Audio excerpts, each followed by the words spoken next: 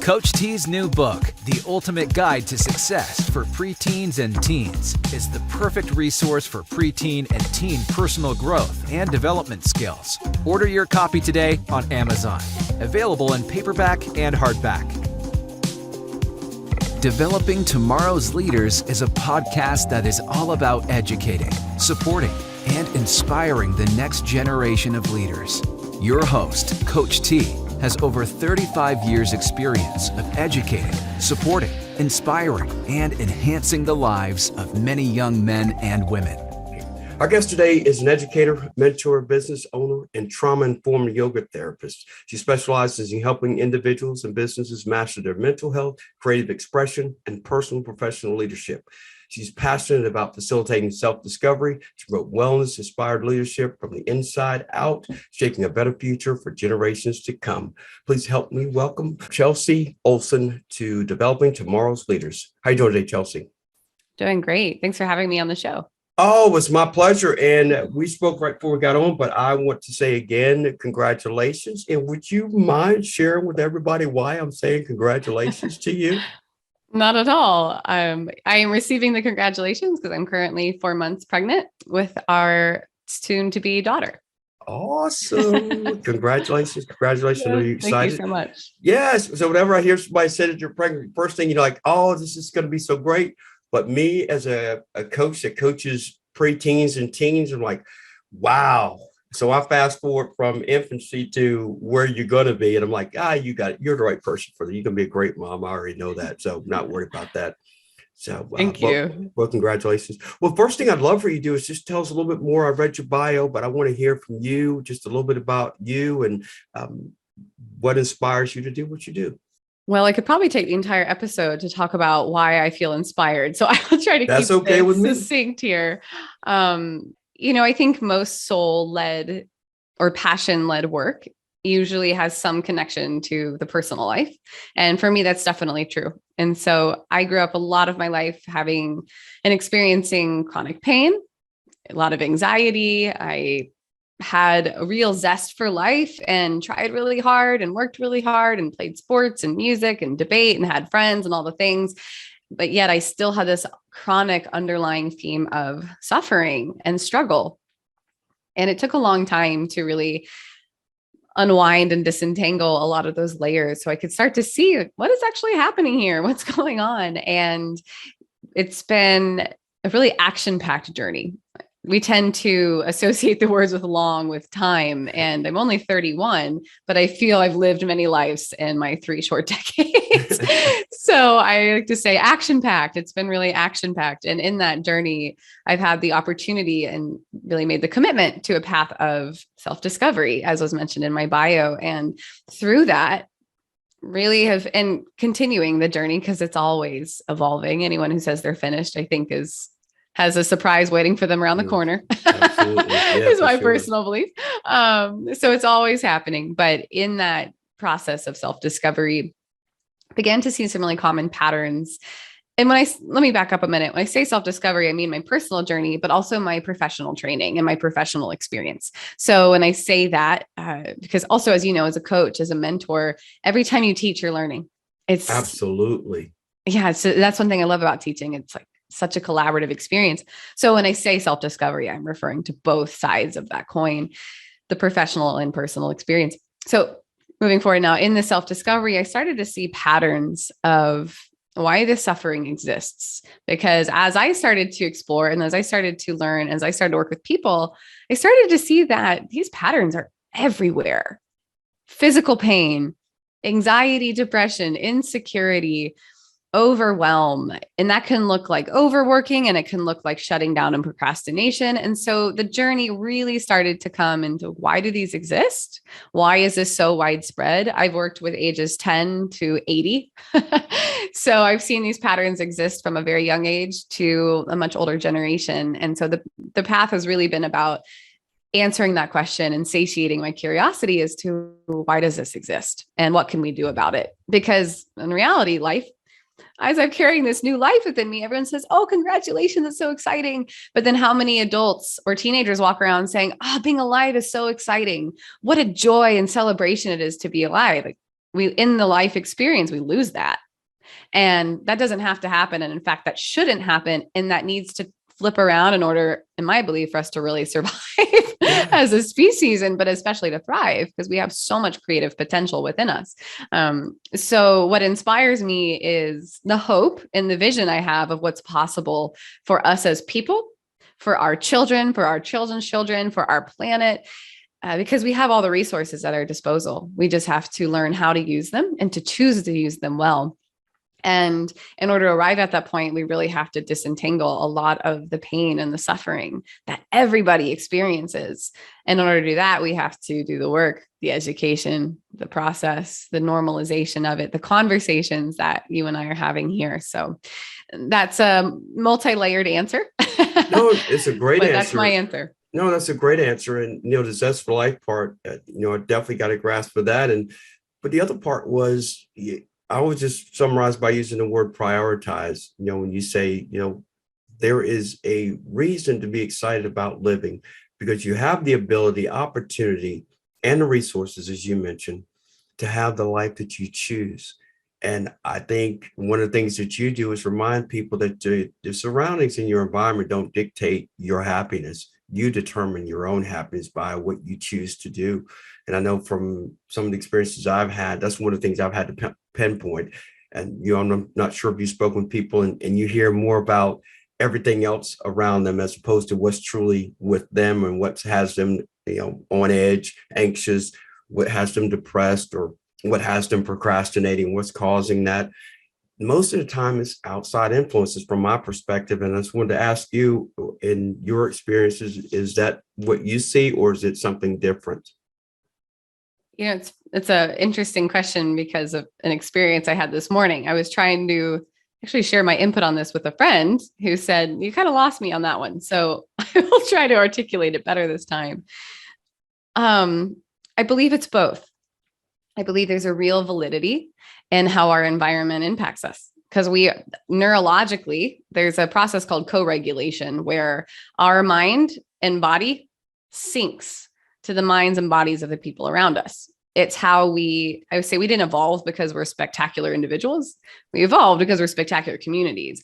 And that communal strength in the evolution of that allowed us to kill saber-toothed tigers and these wildly huge animals. I mean, we go back and a long time ago, we've really progressed so far. And the reason we were able to do that is because we work together as a team. And the reason why that is so inbred in us is by the process of co-regulation. And so we are definitely affected by those around us. However, the caveat and our environment. I mean, there's so much data. Like, I'm a huge proponent of getting outside in nature because there's so much data that says even 3 minutes of listening to nature sounds or even looking at a picture of nature will reduce stress, improve cognitive ability, et cetera, et cetera. So our environment surrounding the people, it does influence. However, the caveat is above co-regulation is what can supersede that is self-regulation, which is what you're speaking to, which is our ability to either give ourselves more energy or release some energy. If we're feeling really hyped up and angry and frustrated and we just want to punch that person, which I've totally been there and I've totally done that, learning how to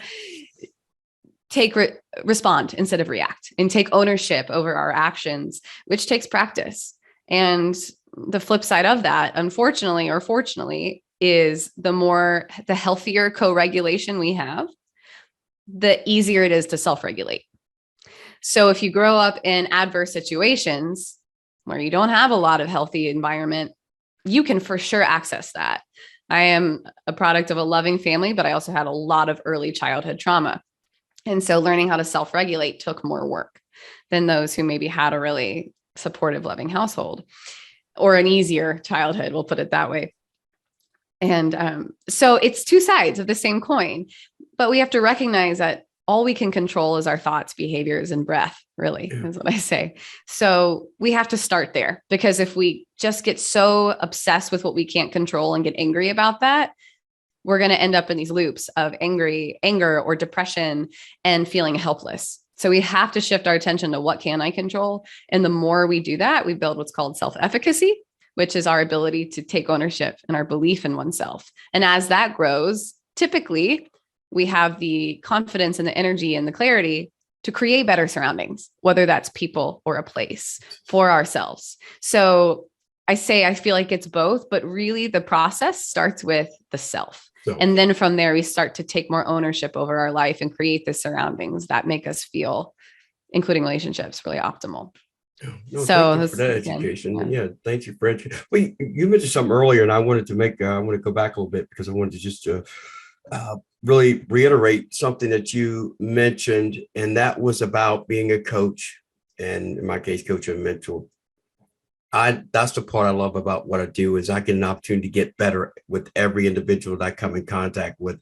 Not only makes me a better coach, mentor, but it makes me a better person. Because when you find out something about somebody else, sometimes you find out a little bit about yourself in that process is how I've seen some of my interactions. And then the only other thing I was going to mention was you're absolutely right. There's nothing better than in the mornings when I'm having my coffee and I stand at the back door of the kitchen looking out the backyard. Do you know what I'm standing there waiting for?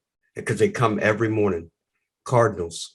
I was going to say either birds or a deer. Cardinals. Oh, we have cardinals here. I'm in North Carolina. Virginia's the state bird, but we have a lot of them here. And what's interesting is I catch myself guessing how close they're going to come to the railing on the deck. And it's always something you look forward to, and it just takes over. I just have this feeling come over me, like it's almost like, and sometimes I think it's my dad that's coming back and kind of coming by saying good morning every morning, or our first dog that passed away about 4 years ago. Maybe that's her reincarnated. I don't know. But so that's kind of one of the things that makes me connect with that experience every morning. So just wanted to kind of throw that in there, just kind of support what you're talking about. So glad you did, because yeah, there's so many studies about the healing power of nature and the clarifying power of nature. And I literally just actually recorded a podcast episode on this last week. Oh gosh, sorry. And that you don't have to be like naked in the ocean or hugging trees. I think we tend to think I'm either a nature person or I'm a city person, but really the reality, I mean, I have a flower in my background here because I love nature. So, we can engage with nature in these small ways. And the way we get the most out of it is through the senses. And that's like actually paying attention as opposed to just being on our phone and not paying attention. So I think I'm so glad you mentioned that, because it's a near and dear topic to my heart and is so important. I think you gave a great representation of what that looks like. No, I appreciate it. And as you say that, I was telling my wife the other day that said, something's digging in our yard and we weren't sure what it was, because we assume it happens at night, for raccoons or whatever. So I look out this morning, guess what's digging in the yard? Squirrels. So instead of me getting mad about the freaking squirrels in my yard, I just stood there and watched them dig in the yard. And part of me is kind of like, for a minute, going like, man, what is their life like that, they're digging and, doing their thing. So it took me away from where I was and whatever was going on, and removing yourself sometimes and just taking a step back is like a refresher for you, especially as you start a day. Because I think with some people with anxiety, some days they wake up already tense, on the edge, because they're looking 6, 7, 8 hours down the day, and you got to maximize every minute of every day. I love that squirrel analogy, even as we're talking about like the self versus your surroundings and others, that we can, when we feel really unsafe in experiences. I mean, of course, there's a spectrum. When I say unsafe, I'm not necessarily talking about like a weapon or an obvious life threat, but when we feel uncomfortable, when we feel on edge, we feel insecure, we feel combative, a really great way to pacify that is to listen, but to not be a pushover and a wallflower, but to listen and to ask questions that help us to see people better. Because, and this is what I found in my work is over many years and thousands of people I've worked with, is as people get a chance to actually share their real story, they become humans again.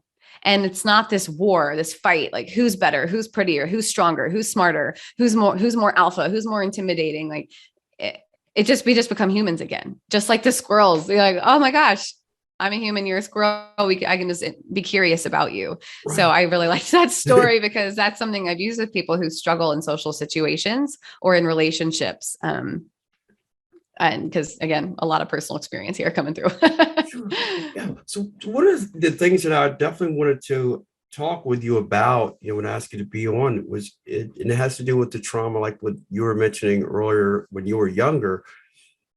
I work with kids, and I'm sure other mentors and coaches work with kids who've gone through some traumatic things in their lives and they're growing up or are going through some things.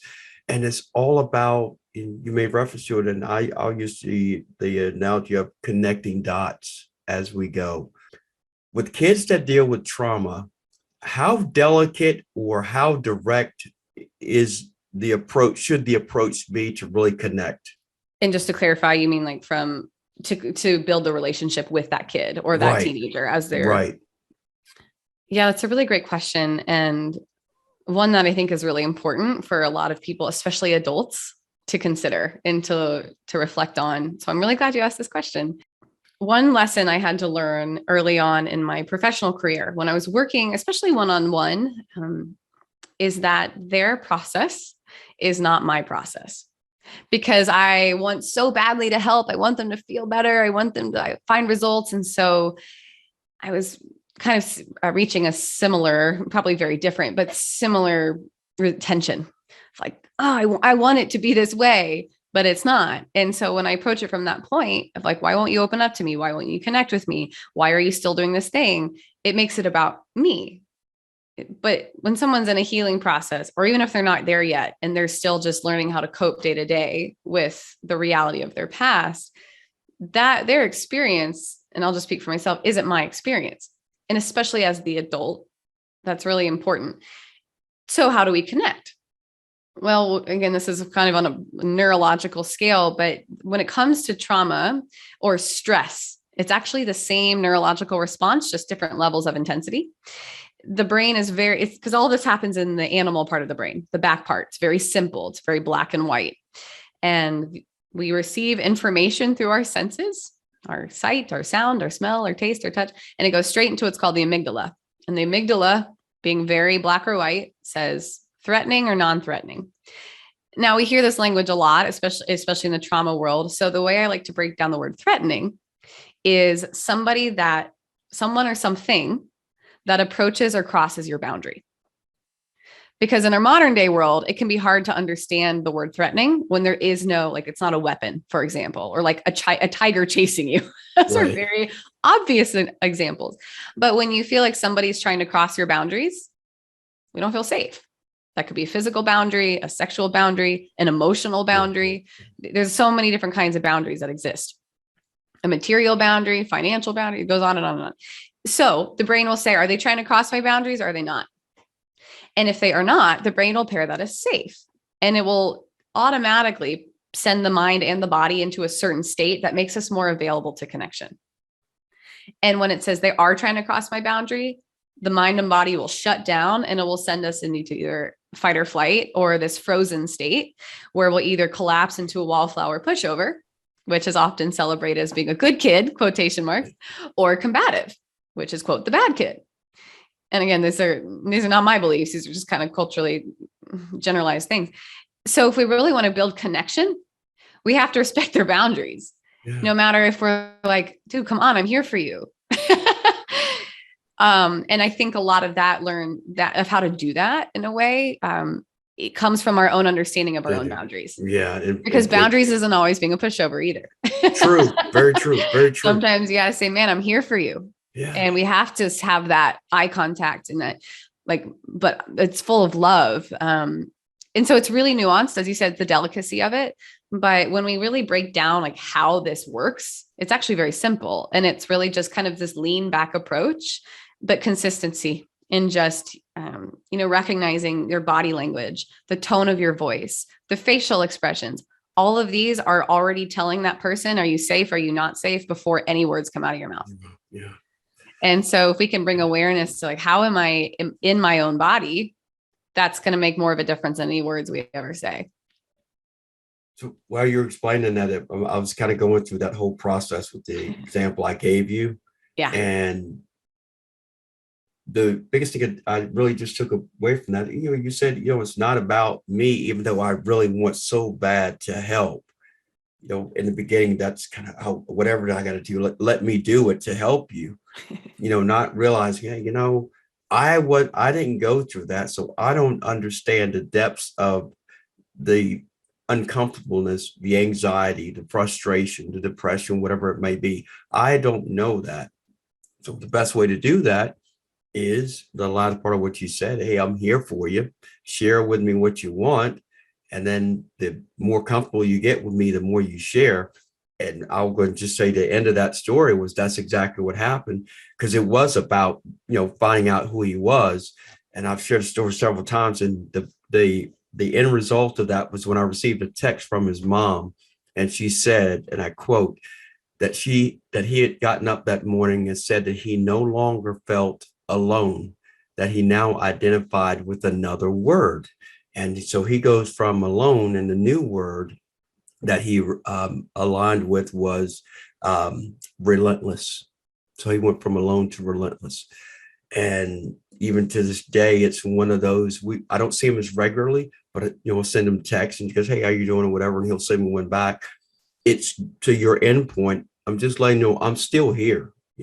Just because we had a breakthrough, I'm still here. If something comes along, if you need to just chit chat or whatever, because he knows it will never be judged. And he knows that I'm here whenever, in whatever capacity that he needs. And for me, and I'm sure for you as well, that's rewarding in itself to know not only that you've accomplished a particular challenge, but that the door never closes, because it's always going to be open for them to come back if they ever need it, because you've established that level of trust and responsibility and accountability with each other.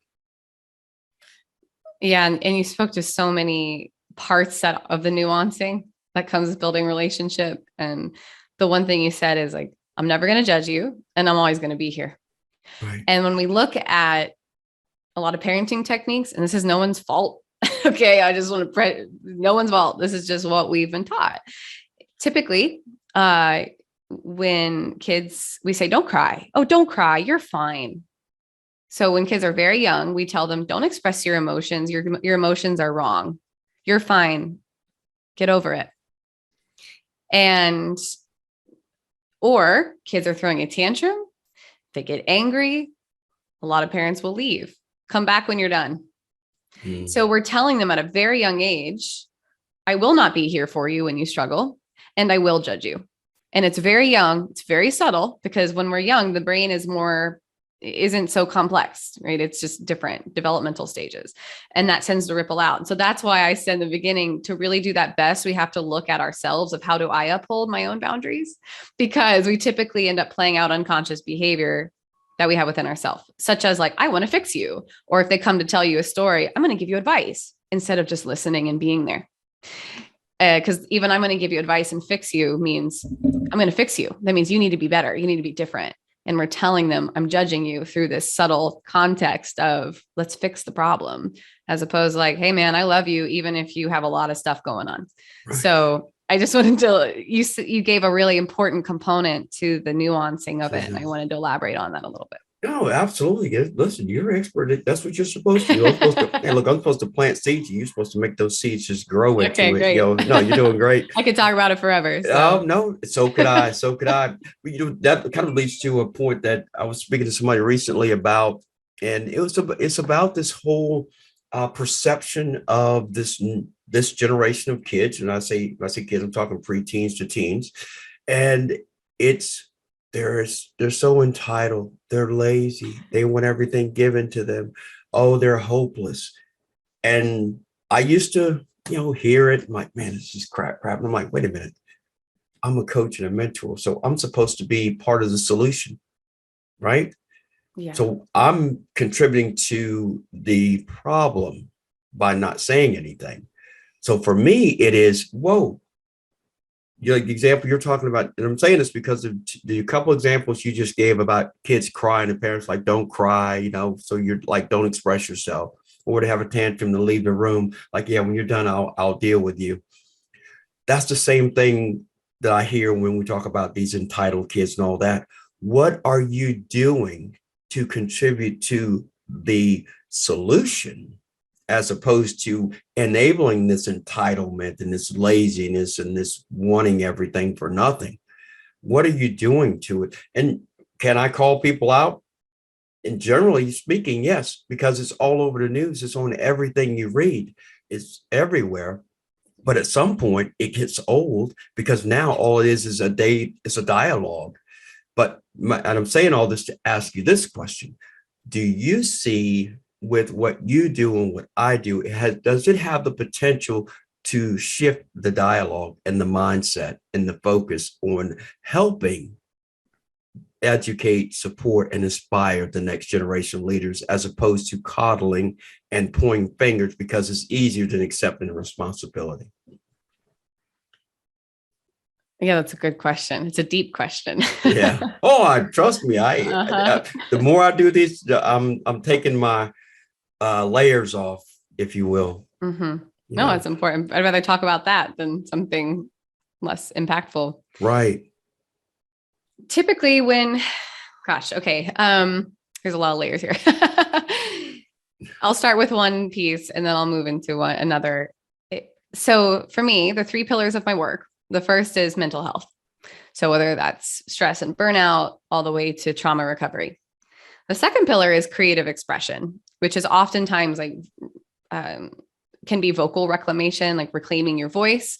But for some, that's found more powerfully through movement or through their art. And what that is, well, I'll get into that in a moment. And then after that, my last pillar is leadership. Because when we actually go through the completion of the healing process, we end in a place of leadership. That's why, going all the way back to one of the first things I said in this episode, is most passion-driven work comes from life experience, because we've reached a certain point of completion. And so now I can stand here and lead the way and be a leader in advocating for wellness-inspired leadership for generations to come. Yeah. Bringing it back full circle here. Yeah, I love it. That really is the fullness of the healing experience.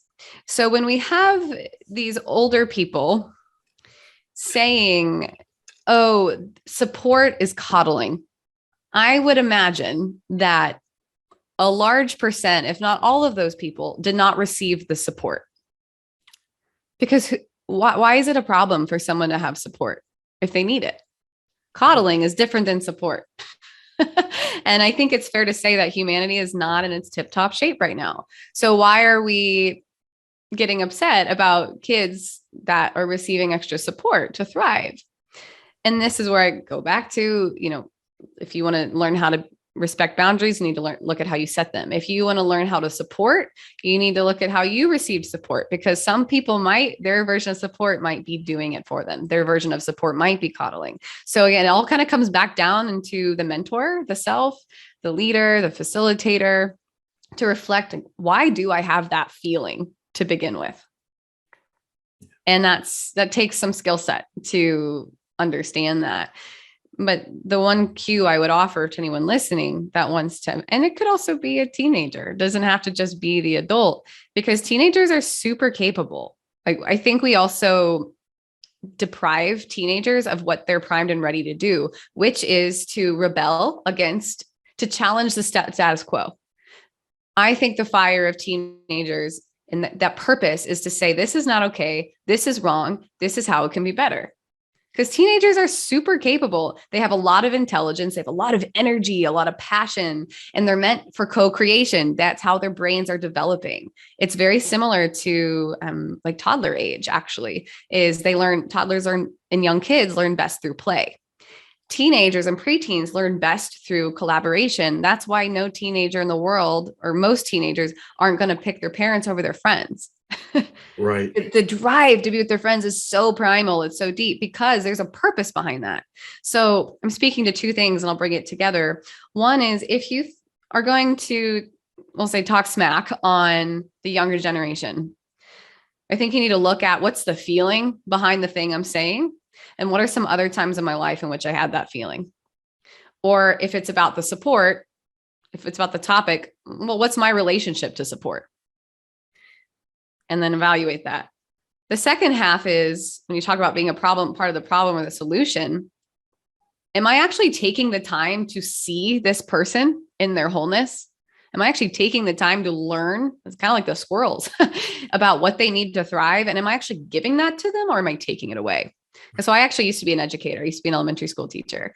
And I was all about being loud and going outside and being messy and creating. And that was my style. And I oftentimes was reprimanded because we were loud and we were messy and we were in the hallways going outside every day. And it was not traditional.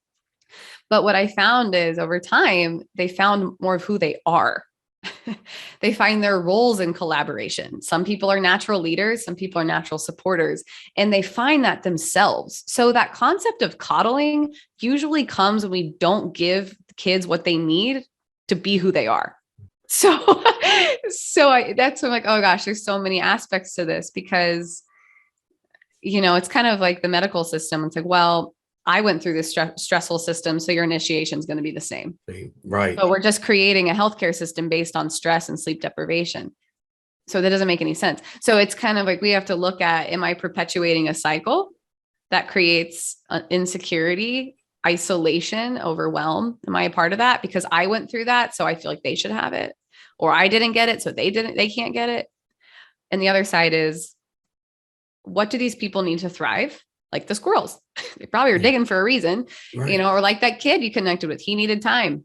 What do they need? And am I actually a part of giving that to them, or am I taking it away? Because if I'm taking it away, I'm the one to blame.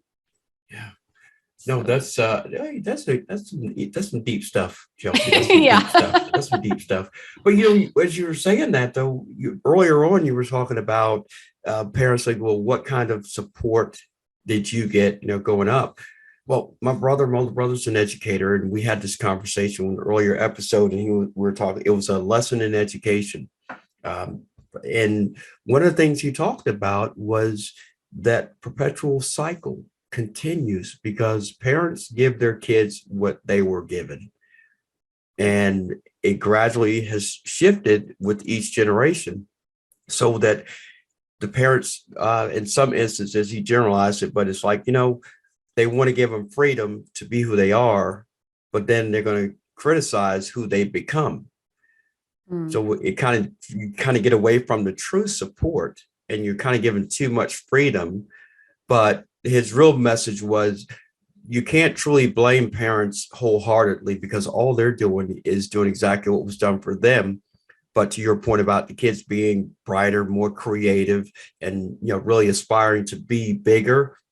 And he said the education system hasn't been set up to allow them to do that. So that's where you get some of the rebellion, because these kids are smart enough and nobody's listening and going, hey, we know that. And a lot of these kids, he goes, you'd be surprised how many kids are smarter than their teachers, because all the teachers are doing, he said the kids are going to the internet, getting the lessons before the teacher can get it. So they know exactly what they're getting. So they're losing respect for their educators, which in turn makes them rebel even more. Because it's kind of hard to respect somebody that is not even smart enough to teach me something that's not on, or at least in a different way than this is on the internet. But basically what I'm saying is just that it's about cycle. Can you break the cycle and really get it going to where it's beneficial for both and advantageous for parents and for kids as they grow?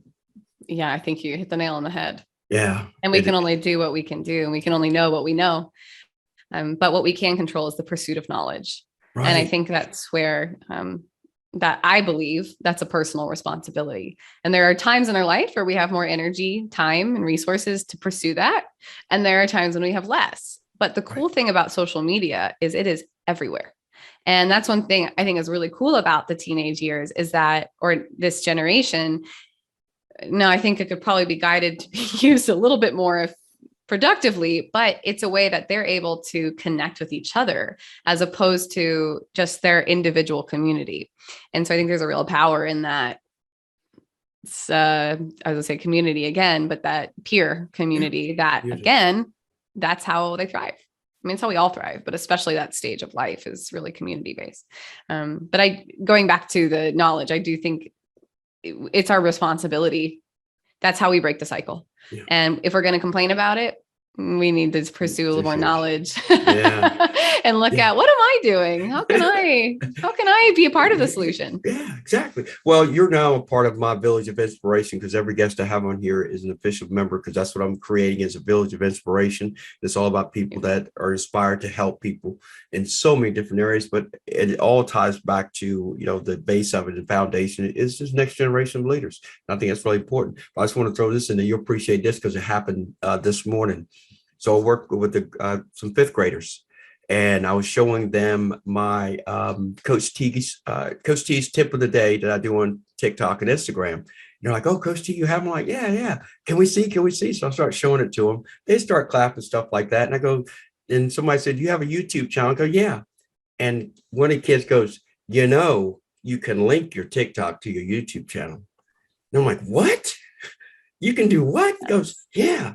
Just go to your program." I'm like, "Oh my gosh." I'm like, now granted, I didn't even think anything of it, but I share this with you just for how quickly that came out. When you talk about the, intuitiveness and the knowledge, and where people don't give them credit. That's why I think sometimes they may look at us like, we're not as dumb as you think. Right. Give me a few more years. I'm out of here and I'll show you what I'm really made of. Right. But I just want to give you that example because it just happened today. And as you were describing, I'm like, yeah. But here's the best part. It didn't bother me one bit. I was so enamored by it that my reaction, they were like, "Yeah, coach." And they didn't make me feel dumb or anything. They were truly trying to teach me something that I didn't know. Yeah. Two more things for you. One is, can you share with us who is the most influential person in your life and why? So this may initially seem self-centered, but I actually wrote myself. I've had really powerful teachers in my life and mentors. But the reason why they are so powerful is because they showed me how to find what I call the inner teacher, the guide inside, the inner leader, the one that could actually say, "This is what I believe in, and I'm going to do the hard thing even when it's right, or I'm going to do the right thing even when it's hard." And that relationship with myself has inspired me in ways I never imagined could exist. And so I've had many mentors that have helped me find that, for sure. I definitely didn't do it on my own, but that continually inspires me. Yeah. No, there's no right or wrong answer. I mean, that's a great answer. I mean, nobody's going to think you being self-centered or anything like that. I mean, that's your answer, and there's a great explanation as to why. And then the other thing is, anything that you're working on in particular that you'd like to share with us that's exciting and upcoming, besides being on here with me on Developing Tomorrow's Leaders? Yeah. Well, I just launched my own podcast. It's called the Chelsea Olson Podcast. We talk about mental health, leadership, and creativity. Right. And, I would say that I've been in this work for a long time, but bringing it online is a newer experience to me. And the last year we lived in 3 states in 1 year. It was a very transitionary year, a lot of stress, a lot of moving. So now that we're stable in a home, I'd say I'm taking what I've had in the past and reshaping it to be a little more applicable to the present moment. So what I'm working on right now currently is actually rebranding, which is super fun, like colors and the personality of the brand. But what's really going to come from that is really streamlined and focused work in anxiety, but also creativity and in that leadership portion. Whereas before I've worked with just mental health, or I've worked in like just leadership. So now I'm working on bringing all of those pieces together so we can actually create a community of people that are at different stages of the journey and can support each other and self-guide. And it's really based on the principle that we are all our own best teachers, and that voice inside is true and is right and is valid, and creating a space where that can be heard and celebrated. So that's what I'm working on now. And also how they can get in touch with you, follow you, and reach out to you if they want to. How would we do that? Currently, I'm primarily on Instagram, as I mentioned, kind of newer to the online space, but primarily on Instagram. And it's just Chelsea_Olson_wellness. I have a website, chelsea-olson.com. I'm also on Facebook, just Chelsea Olson. You can email me, you can message me. I just love to connect with people. That's my favorite thing. So anyone can reach out anytime. Wonderful, wonderful. Well, Chelsea, it has been a pleasure having you, and thank you so much for your time and knowledge, experience. And I know that I've learned a couple of things that's going to make me a better coach and mentor, actually. And also, Wonderful. always nice to hear that some things I'm doing are right, even though sometimes, but you have to be you. You can't be Yes. somebody else. That's one of the things I always talk about too.